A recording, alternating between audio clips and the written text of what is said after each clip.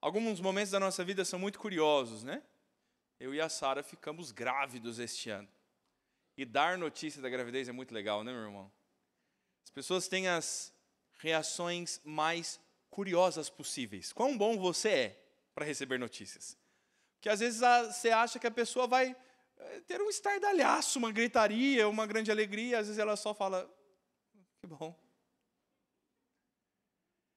E às vezes de quem você menos espera vem um estardalhaço, muita gritaria e muita alegria.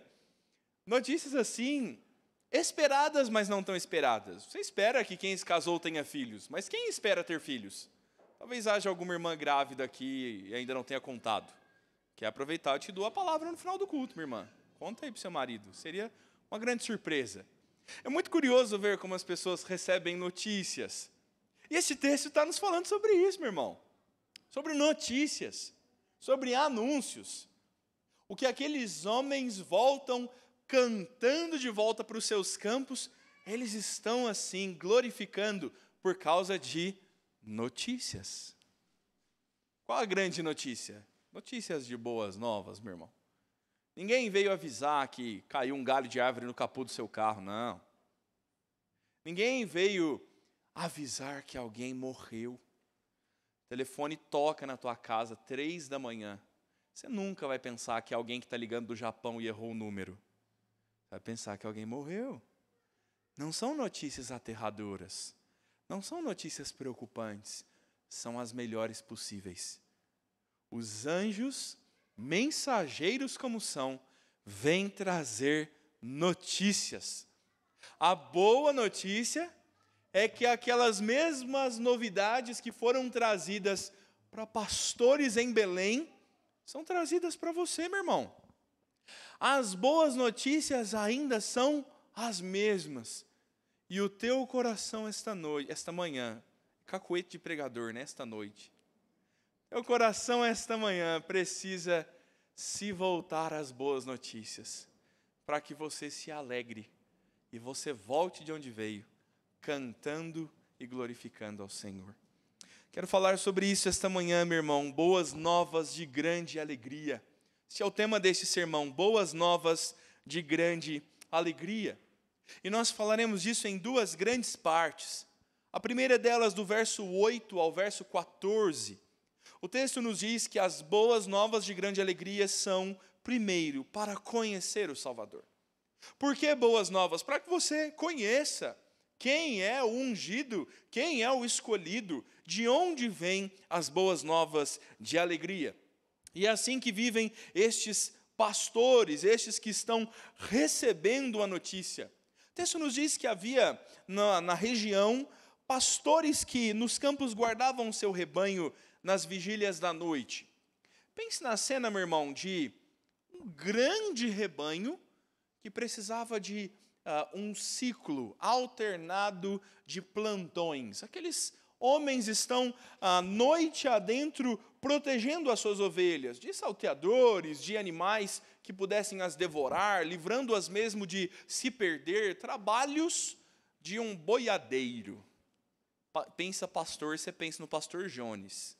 Não, meu irmão, trabalho de um boiadeiro, tocando gado pequeno, gado miúdo, ovelhas. E estes homens no campo tinham por hábito, certamente, durante a noite, recolher os animais em algo semelhante a um cercado, bastante rústico. E aqueles pastores, igual nas figuras que você vê compartilhadas de Natal, estivessem provavelmente debaixo de uma pequena palhoça ali, construída com feno para passar a noite. Meu irmão, veja como o verso 9 nos fala, e um anjo desceu onde eles estavam. Imagine esses homens acostumados a longas madrugadas vigiando suas ovelhas. Olhando no horizonte, esperando algum perigo, ou mesmo descansando do sol árduo do dia. Dezembro é calor no hemisfério sul. Pense como estes homens não teriam como passar batido um anjo do Senhor que desce onde eles estão. E acompanhado da figura visível do anjo, a glória do Senhor enche todo o lugar. Explica isso para mim aqui, meu irmão.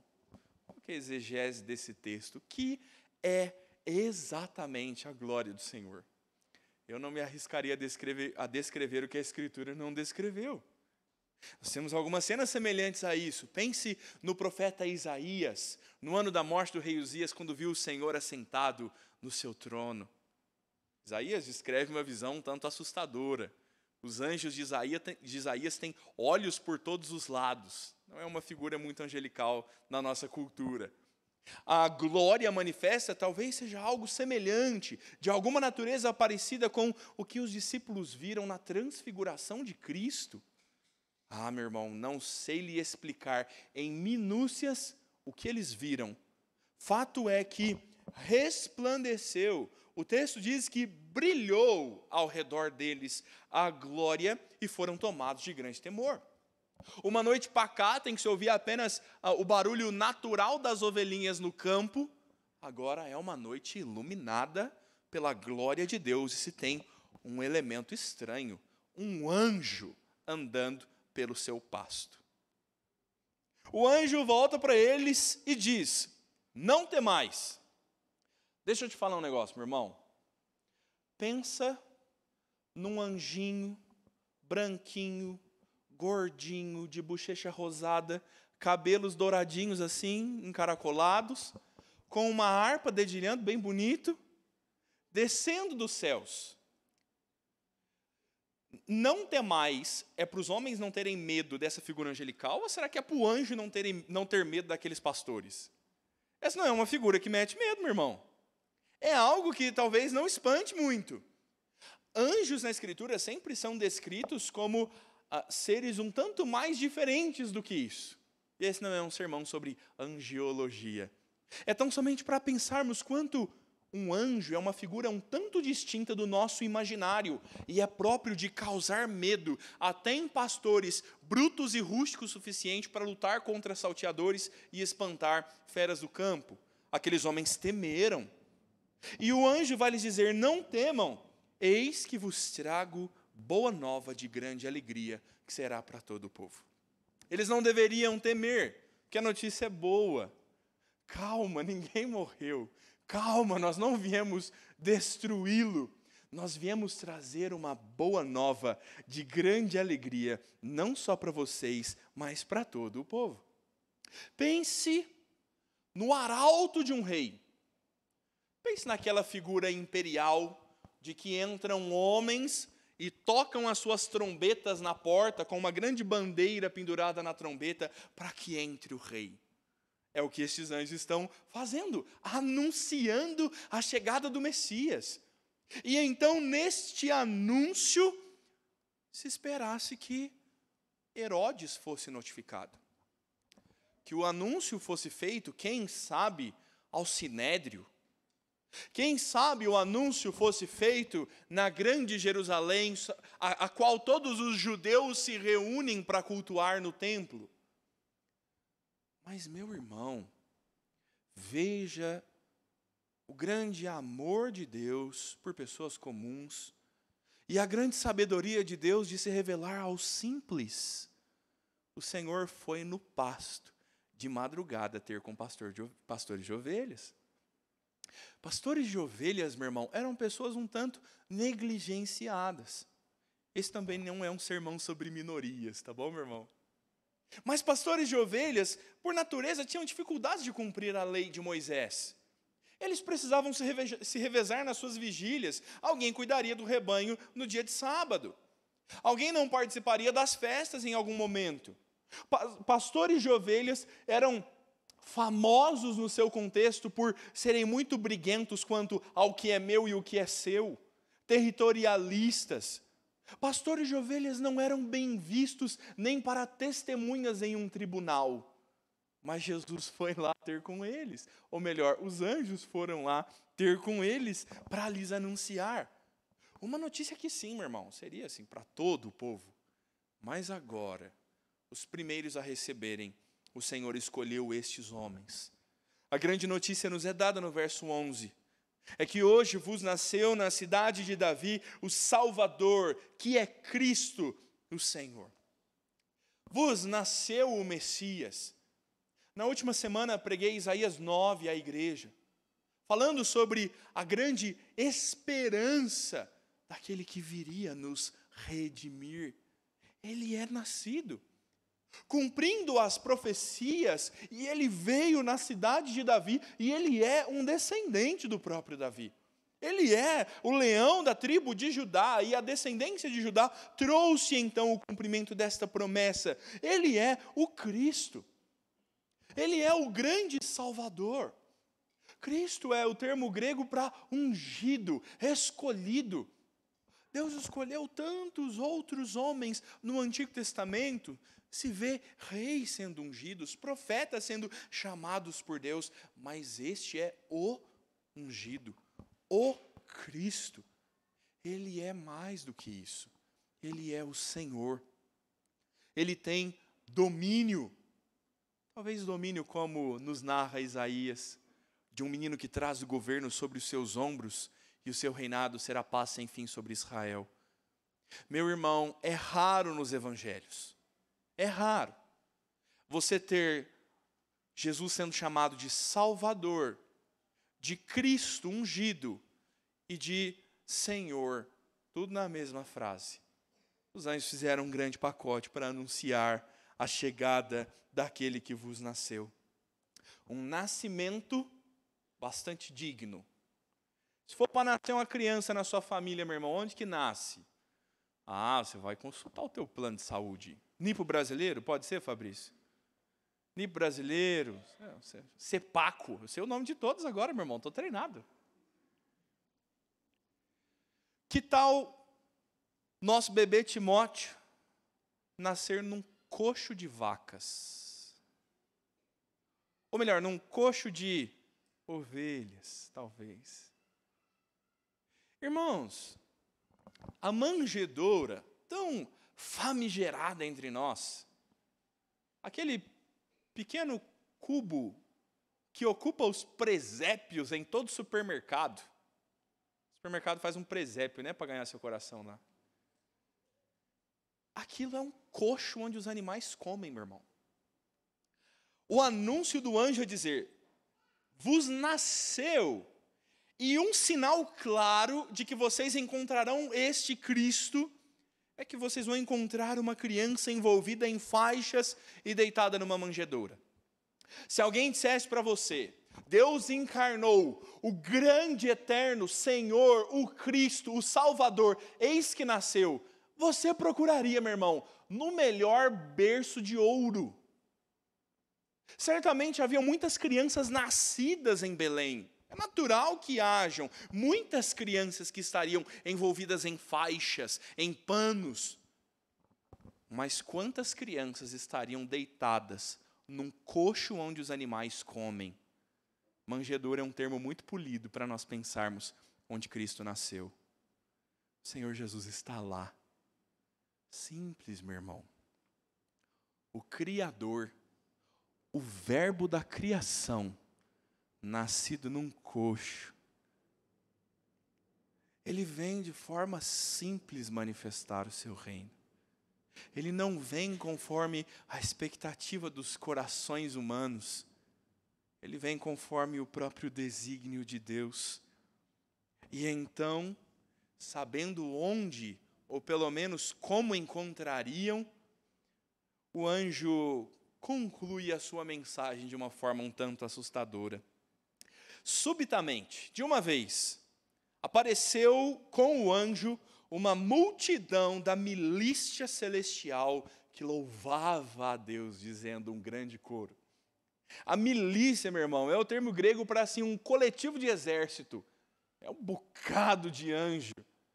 É um grande coro que tão rápido e assustadoramente aparece, e é difícil até entender como os pastores viram esses anjos aparecer. Mais uma daquela que, o famoso telão do céu, né? Diz que tem um telão no céu, você pode ver a reprise do mundo. Pergunta para Jesus como foi lá quando você chegar. Meu irmão, o fato é que há inumeráveis hostes celestiais cantando: glória a Deus nas maiores alturas e paz entre os homens a quem Ele quer bem. Estes anjos cantam uma explosão de adoração e regozijo ao Senhor. Perceba que o canto deles faz uma comparação. Glória a Deus nas alturas e entre a terra a vocês, homens. Deus está no seu alto e sublime trono fazendo a sua vontade. E a Ele é dada toda a glória, e a glória do Senhor agora está sendo manifesta a vocês, homens comuns sobre a terra. Por que tais coisas aconteceriam? Porque Deus vos quer bem. Uma possível tradução seria por causa do beneplácito de Deus a vocês. Porque Deus quer bem vocês, Ele está revelando Cristo a vocês. E alguns queriam saber qual era o ritmo desse canto, né, meu irmão? Se os anjos dividiam vozes, se era acompanhado de harpas ou piano. Eles estão manifestando a glória do Senhor. Meu irmão, este é o anúncio. Esta é a notícia.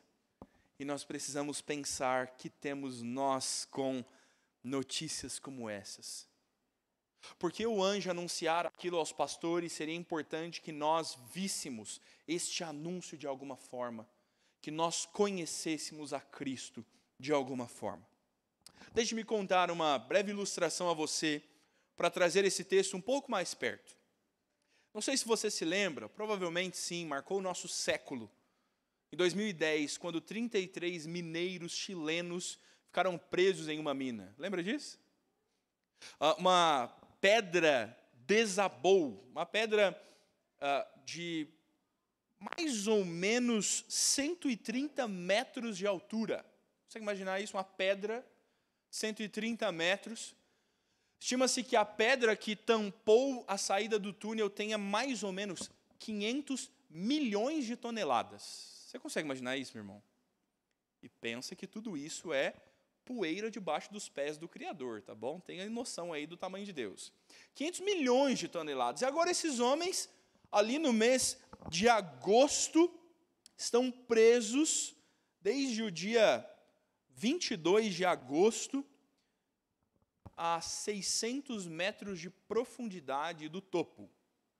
Imagine um prédio de 45 andares sobre a sua cabeça até chegar na superfície. Se eu te der uma colher, você cava? Aqueles homens ficaram bons dias ali soterrados. Eles contam e começam a relatar depois do socorro, e até mesmo durante o socorro, com câmeras e tudo mais, eles começam a contar como eles tentaram sair. Haviam 7 quilômetros de túneis. Eles andaram por todo lado, meu irmão. Quem sabe acha uma brecha de luz. E não há, meu irmão. Não há uma brecha de luz. Eles tentaram todas as alternativas possíveis. Eles, por último, tiveram o ato de queimar alguns pneus na parte mais alta do túnel. Quem sabe a fumaça preta passe pelos vãos das pedras e alguém saiba que nós ainda estamos vivos aqui e nós não sejamos abandonados. Será que alguém vai procurar a gente 45 andares abaixo da terra? Qual a chance de alguém alcançar a gente antes de ar, água e comida acabarem? Eles tinham pouca ração e comiam atum e um pouco de leite a cada 48 horas. 2 colheres de atum e um pouco de leite para cada homem a cada 48 horas. Uma temperatura de 30 graus. E eu queria que ecoasse na sua mente a dúvida deles, pensando: será que alguém vai achar a gente aqui? Nós vamos esperar a morte aqui nesse breu completo. Até quando? É desesperador, não é, meu irmão? É assim a vida sem Cristo. É assim a vida sem conhecer aquele que é revelado. Um dia, aproximadamente 17 dias já presos lá numa sala de segurança, eles devem ter ouvido o barulho de alguma máquina chegando. Você imagina, meu irmão, 17 dias preso nessas condições, de repente, no teto sobre a sua cabeça, começa a pingar alguns farelos de terra, alguns pequenos grãos, e quando você menos espera, uma perfuratriz rompe o topo do teto. Alguém te achou, meu irmão. Alguém te achou. Os homens responsáveis pela perfuração dizem que começaram a escutar algo como um barulho de metal reverberando pelo cano. Aqueles homens lá na caverna estavam desesperados, assim, batendo no cano e dizendo: olha, nós estamos aqui. Eles amarram um bilhete no cano. E o bilhete é subido, é devolvido, e o bilhete vem escrito assim: estamos bem no refúgio, os 33. Ninguém morreu. Ninguém morreu, meu irmão. Meu irmão, andar sem Cristo é andar assim. Não conhecer a boa notícia de que você não morrerá aí no escuro. Meu irmão, se você não contemplar a Cristo, se não raiar uma luz sobre você, você pode procurar onde quiser, meu irmão. Não tem saída.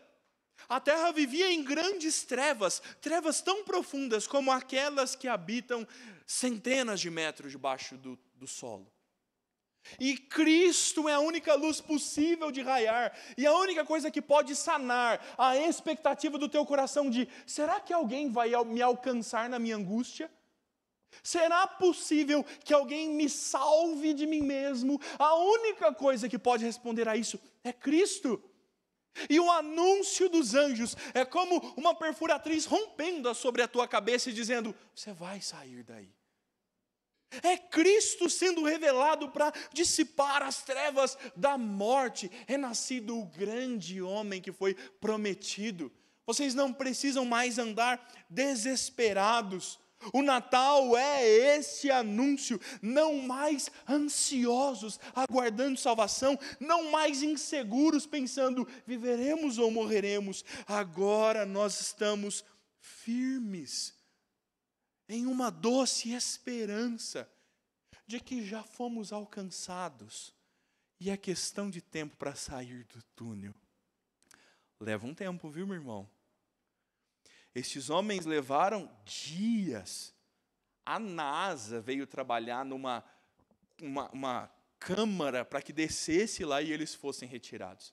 A operação para tirar aqueles homens um por um durou mais de um dia, durou quase um dia, 23 horas. Um por um foram sendo tirados. E meu irmão, nós seremos tirados da morte. Nós estamos recebendo o anúncio de que Cristo vem nos salvar, e ainda que você esteja num mundo caído, lidando com a morte, com o pecado, com as crises, os anjos estão anunciando: é certa a tua salvação. Cristo te achou de onde você nunca poderia sair. Cristo vai te livrar da morte. É vindo o grande Salvador, e Ele chegou sobre você. É esta a mensagem do Natal, meu irmão. É a glória de Deus resplandecendo ao nosso redor, e nós precisamos temer tanto quanto aqueles homens. Ao conhecer a profundidade e a extensão do amor e da pessoa do nosso Deus, tremer sobre as nossas bases, em pensar que Ele poderia nos destruir e nós seríamos dignos de ser mortos, mas na sua graça Ele quer nos alcançar para a salvação. Nós podemos temer, mas em um bom ângulo. É um temor que gera respeito e submissão ao nosso Deus. Um Deus, meu irmão, que é simples.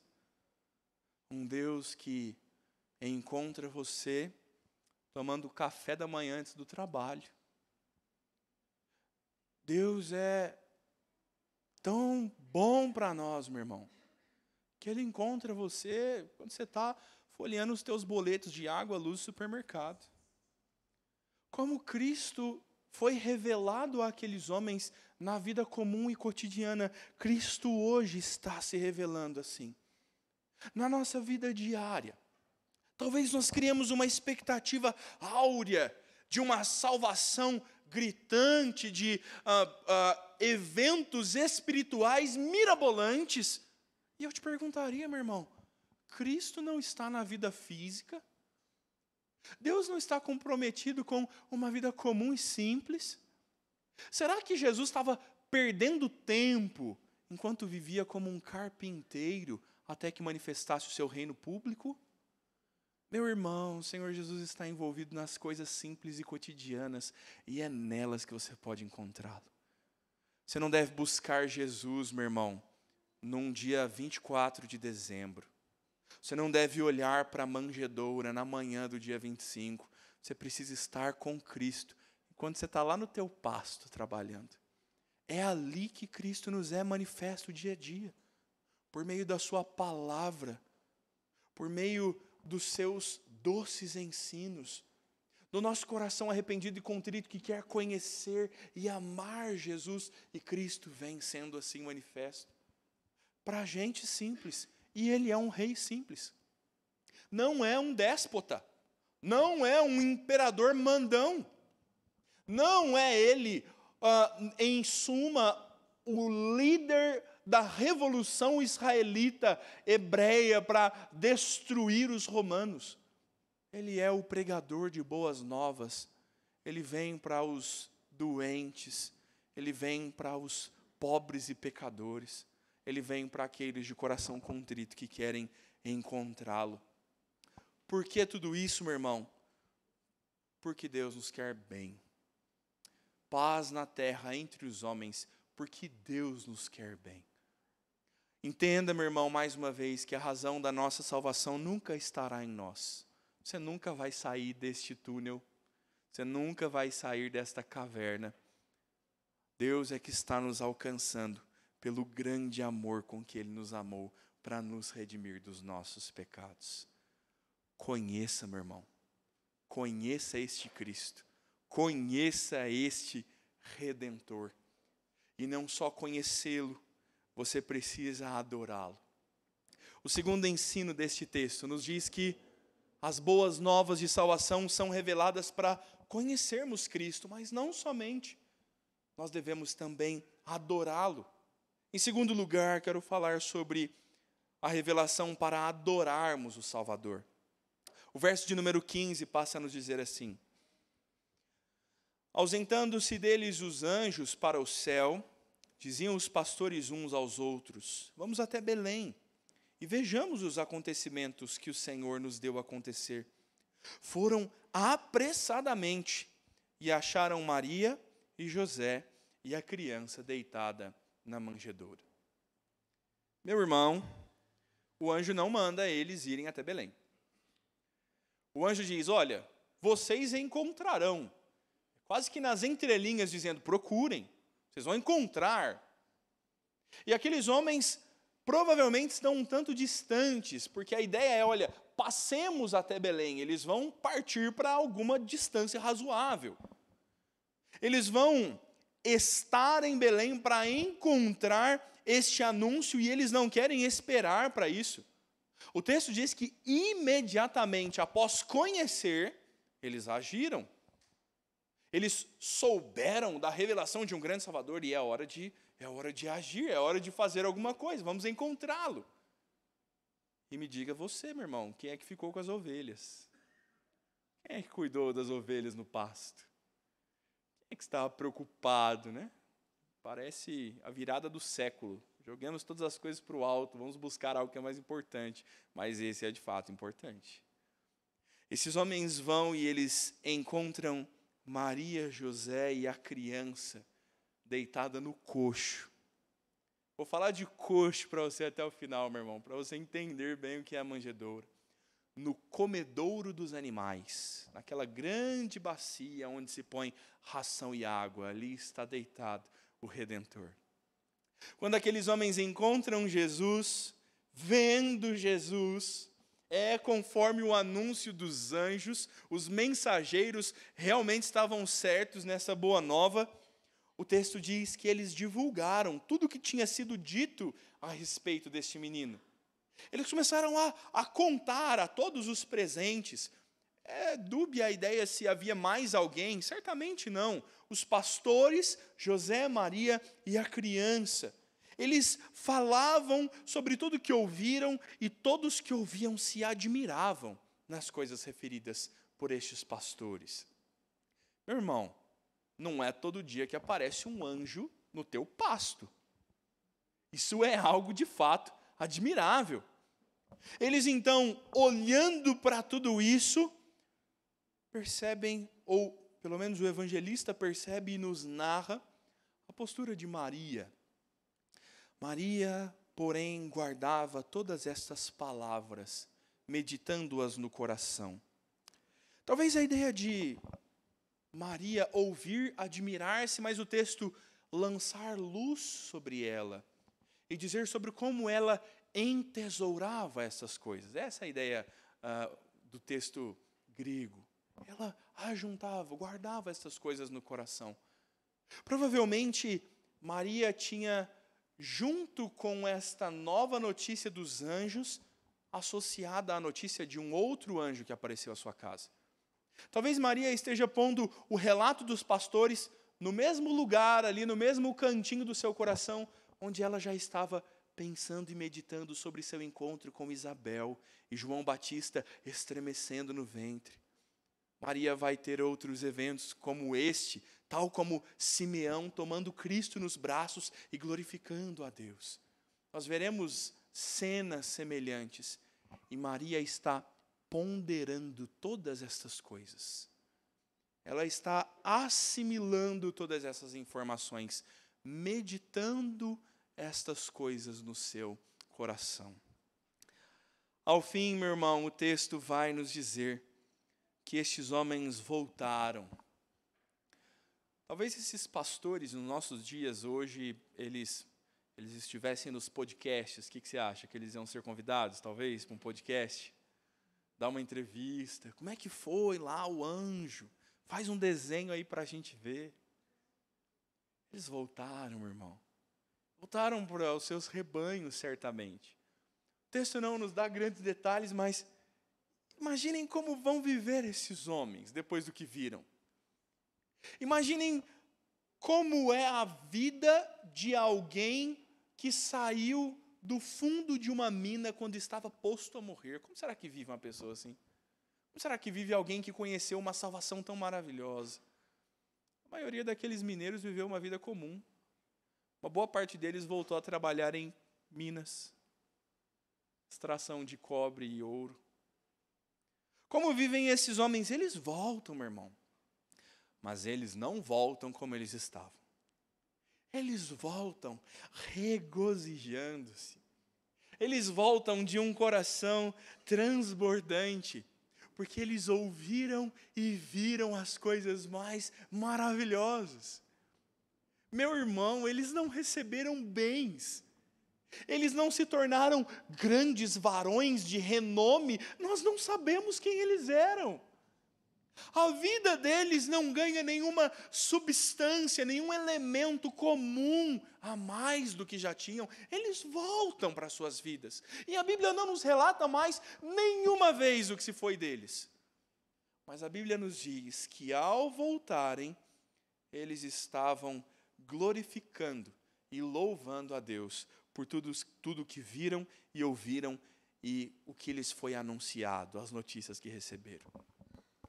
Meu irmão, a aplicação mais clara deste texto é dizer para você que você pode voltar para a tua vida comum. Final de ano vai passar, né? Sua empresa vai voltar do recesso. Você vai mandar uma cartinha para o seu patrão dizendo, posso ficar mais um dia? Ele vai dizer, não. Você vai voltar para a tua vida comum, meu irmão. Sabe aquele tênis bonito que você ganhou de Natal? Ele vai envelhecer, meu irmão. Sabe aquela dívida que você fez no cartão? Você vai ter que pagar, meu irmão. Você vai voltar para a vida normal, querido. Fim de ano passa.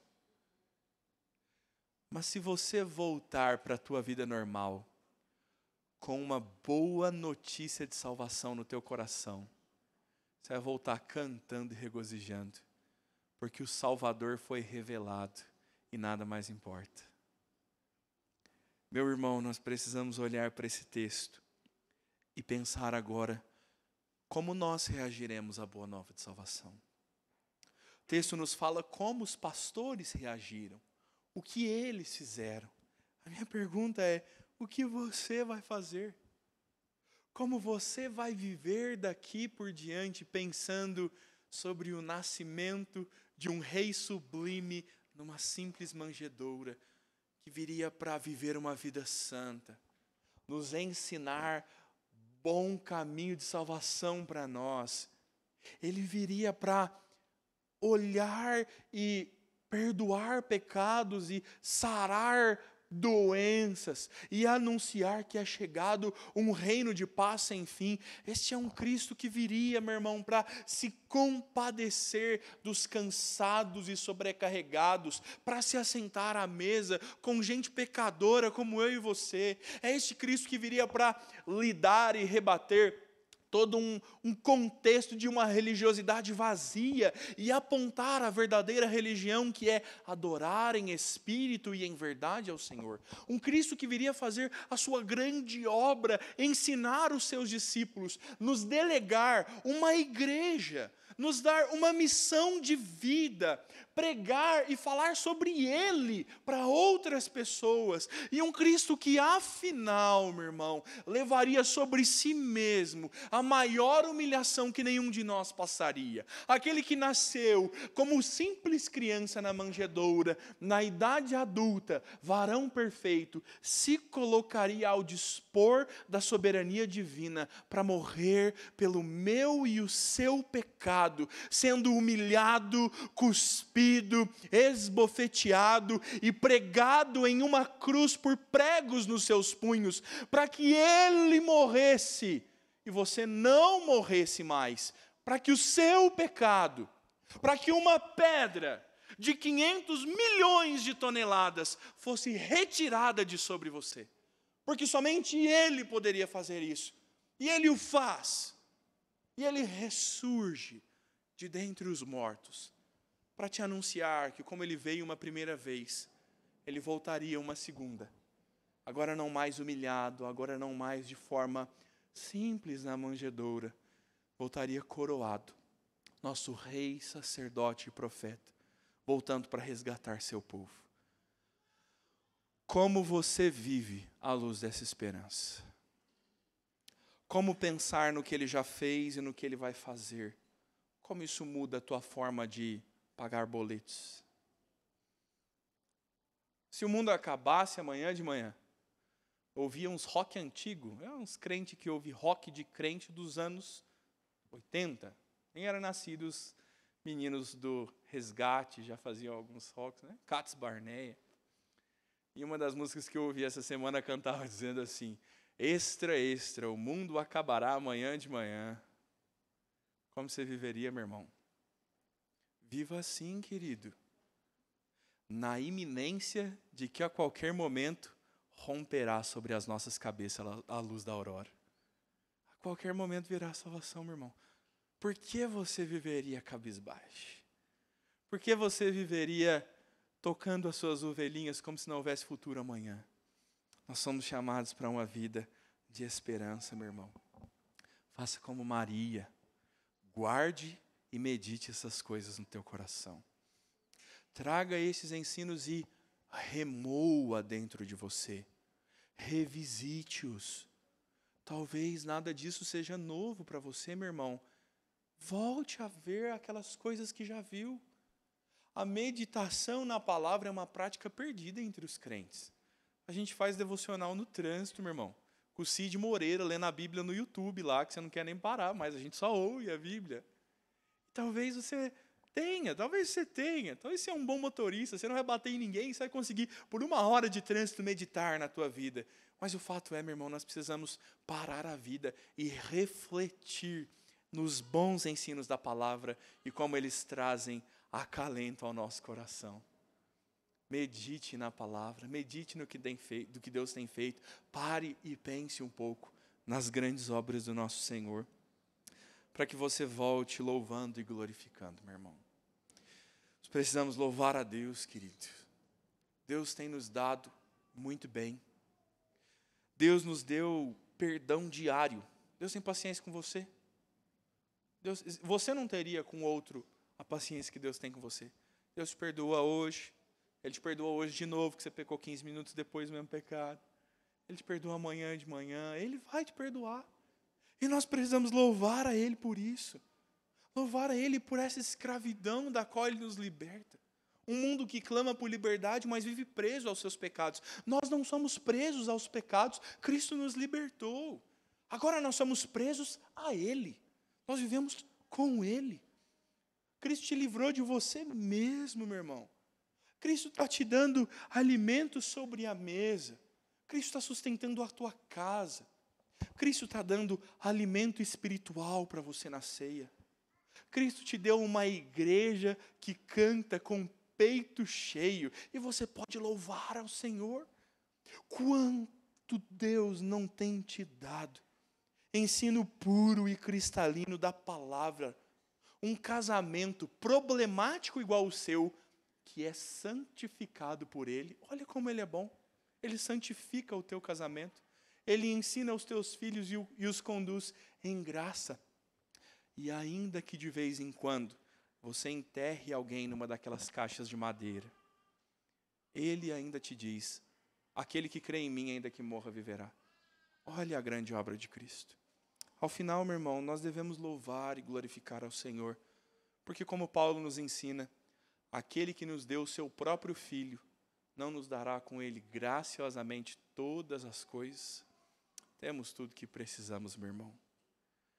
A notícia está com você.